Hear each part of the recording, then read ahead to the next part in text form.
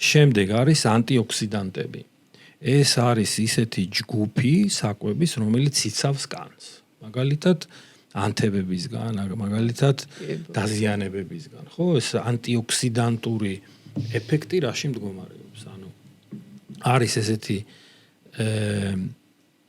მოლეკულები, რომელიც საკვებში, განსაკუთრებით ბოსტნეულში, განსაკუთრებით ხილში, რომლებსაც აქვთ უნარი მოიბან მძიმე რადიკალები, ეგრეთ წოდებული მძიმე თავისუფალი რადიკალები, რომელიც არსად არ მონაწილეობს ქიმიურ პროცესებში.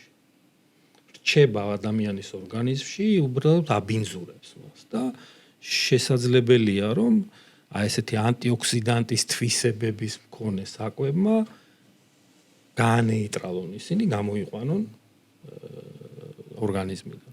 ესეც ძალიან მნიშვნელოვანია კანისთვის, იმიტომ რომ კანი არის ზუსტად ის ბოლო გაჩერება, სადაც ეს ნივთიერებები გროვდება.